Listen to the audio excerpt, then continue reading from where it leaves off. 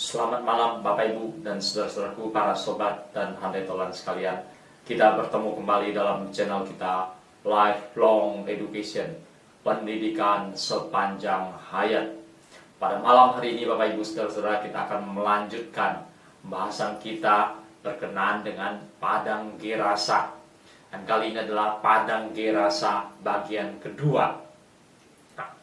Hal ini didasarkan pada catatan dari Markus pasal 5. Perikop dalam Markus pasal 5 ini, khususnya pada bagian yang kedua malam hari ini, Padang Gerasa bagian 2, Markus 5 akan melihat pada ayat 11 sampai 13.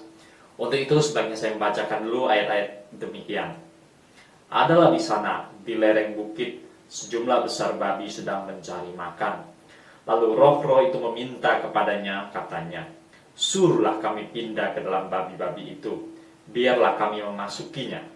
Yesus mengabulkan permintaan mereka, lalu keluarlah roh-roh jahat itu dan memasuki babi-babi itu. Kawanan babi yang kira-kira 2000 jumlahnya itu terjun dari tepi jurang ke dalam danau dan mati lemas di dalamnya. Nah, Bapak Ibu, saudara-saudara, para sobat dan handai tolan sekalian, melanjutkan kisah Padang Gerasa. Setelah terjadi percakapan antara orang yang kerasukan roh jahat itu dengan Yesus, maka sekarang roh-roh jahat itu meminta kepada Yesus. Yesus mengusir roh-roh jahat dari tubuh orang itu, dan orang itu disembuhkan. Kemudian roh-roh jahat memohon, meminta pada Yesus supaya mereka diperintahkan untuk memasuki kawanan babi-babi di sana. Ternyata di sana ada sekawanan babi dan mereka sedang mencari makan. Nah, Bapak Ibu saudara-saudaraku sekalian, dari sini kita melihat dengan jelas bahwa Padang Gerasa merupakan daerah yang berpenghuni orang-orang non-Yahudi. Mereka bukan orang-orang Yahudi, karena babi bagi tradisi Yudaisme dan hukum Taurat merupakan hewan yang najis. Orang Yahudi bukan hanya tidak mengkonsumsi babi, mereka juga tidak beternak babi. Jadi Yesus waktu itu pergi ke daerah orang non-Yahudi di Padang Gerasa. Lalu teknik peternakan babi di sana bukanlah dimasukkan di dalam kandang. Jadi babi-babi di sana tidaklah dimasukkan ke dalam kandang demi kandang. Namun babi-babi di sana dilepas dan digembalakan. Mereka mencari makan di luar, dilepas dan digembalakan. Dan di padang itu ada sekawanan besar babi yang dikatakan bahwa sekitar jumlahnya 2000 ekor. Nah, menarik sekali Bapak Ibu, saudara-saudara, para sobat dan handai tolan. Roh-roh jahat itu memohon pada Yesus. Di satu pihak mereka tidak ingin keluar dari daerah itu, tapi di lain pihak mereka harus keluar dari tubuh orang itu. Karena Yesus mengusir mereka, memerintahkan mereka untuk keluar dari tubuh orang itu. Jangan lagi mengganggu orang itu. Jangan lagi merasuki, menguasai orang itu. Dan roh-roh jahat tunduk pada Yesus. Dan mereka mengajukan permohonan pada Yesus, supaya jangan diusir dari daerah itu, tapi diberikan izin masuki kawanan babi. Heran sekali. Jadi di sini kita bisa melihat dengan jelas, Yesus berkuasa, Yesus berotoritas, Yesus berdaulat, dan roh-roh jahat itu harus meminta izin pada Yesus Kristus sendiri. Menarik juga bahwa di bagian ini Yesus mengabulkan permohonan mereka. Di sini Yesus mengabulkan permohonan dari roh-roh jahat itu. Artinya apa? Roh-roh jahat itu diizinkan untuk keluar dari roh-roh jahat itu diizinkan untuk memasuki kawanan babi-babi itu. Maka dikatakan selanjutnya bahwa roh-roh jahat itu setelah keluar dari tubuh orang itu dan mereka memasuki kawanan babi-babi itu, maka babi-babi itu pada hari itu menjadi tidak karu-karuan. Babi-babi itu digembalakan, dan orang-orang yang menggembalakan tahu tabiat babi itu. Mereka mengerti, mereka bisa menguasai babi-babi itu. Tapi pada hari itu babi-babi tidak terkendali. karena roh-roh jahat memasukinya. Dan babi-babi itu dikatakan di situ ada sekitar 2000 ekor banyaknya. Kawanan yang besar sekali.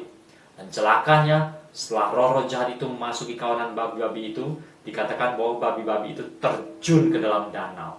Nah, Bapak Ibu saudara-saudara, para sobat dan hanetolan, apa yang terjadi? Babi-babi itu terjun ke dalam danau dan akibatnya tentulah mati tenggelam. Babi-babi mati tenggelam di dalam danau dan jumlahnya kurang lebih 2000 ekor banyaknya. Jumlah yang besar sekali Bapak Ibu saudara-saudaraku sekalian. Kita pikirkan saja, kalau satu ekor babi harganya kita jual yang murah saja 1 juta rupiah, maka 2000 ekor berarti 2000 juta. Itu sama dengan 2 miliar. Dalam satu hari peternakan babi di sana kehilangan omset 2 miliar. Mereka kehilangan, merugi secara tiba-tiba 2 miliar.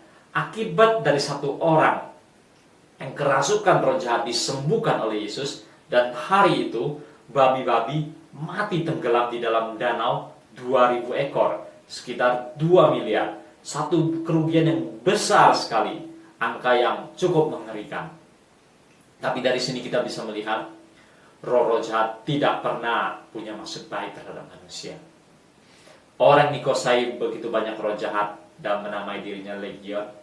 Dia tiap hari berteriak-teriak, memukul-mukul dirinya dengan batu. Itu adalah bentuk untuk mencelakakan diri. Dan tiap hari berteriak-teriak, hidup di pekuburan, hidup tidak layaknya sebagai seorang manusia. Dan setelah diusir keluar dari orang itu, sekarang roh jahat masuk ke kawanan babi dan membuat babi-babi itu kalang kabut hari itu dan terjun ke dalam danau. Juga merugikan orang, membuat kerusakan. Roh jahat tidak pernah punya maksud baik terhadap manusia. Orang-orang bisa aja dikabulkan permintaannya pada roh jahat. Cantik, awet muda, kebal, tidak mempan pisau, tidak mempan pelor, dagangannya maju, laris, kaya raya. Permintaan manusia bisa saja dipenuhi. Namun roh jahat tidak pernah punya maksud baik sedikit pun terhadap manusia. Roh jahat pada dasarnya hendak mencelakakan manusia. Nah, Bapak Ibu saudara-saudaraku sekalian, para sobat dan hanetolan, sadarlah akan hal ini. Dan kalau ada di antara sanak famili, keluarga handetolanmu yang selama ini mencari-cari roh jahat, beritahu dia, roh jahat tidak pernah punya maksud baik terhadap manusia. Dan kalau ada di antara Bapak Ibu, keluarga, teman, sanak famili yang sudah terikat dengan roh-roh jahat, beritahu dia, roh-roh jahat tidak pernah punya maksud baik terhadap manusia. Roh-roh jahat punya maksud yang merusak manusia, maksud yang mencelakakan masyarakat, maksud yang mencelakakan dunia ini. Sadarkan mereka. Dan terlebih penting lagi adalah bawa orang-orang itu, hantar orang-orang itu, bimbing orang-orang itu datang ke hadapan Kristus, supaya mereka boleh bertemu dengan Yesus Kristus sendiri, supaya di dalam Kristus mereka boleh mendapatkan pembebasan dari roh-roh jahat. Kiranya mereka dimenangkan di dalam Kristus, kiranya mereka memperoleh ketenangan di dalam Kristus, dan biar mereka dilepaskan dari kuasa roh-roh jahat, dan biar mereka hidup kembali sebagaimana seorang manusia yang wajar, tidak lagi merusak diri, tidak lagi merusak masyarakat, tidak lagi mencelakakan diri, tidak lagi mencelakakan orang. Karena Kristus mau memberikan kemenangan, Kristus mau memberikan kelegaan, kebahagiaan, pembebasan dari roh jahat, juga dari dosa, dari kuasa dosa, dan hidup berkemenangan sebagai seorang manusia, dan hidup secara wajar sebagaimana seorang manusia sepatutnya hidup. Demikian Bapak Ibu saudara-saudaraku, para sobat dan handelan, pertemuan kita pada malam hari ini. Sekian, sampai jumpa kembali.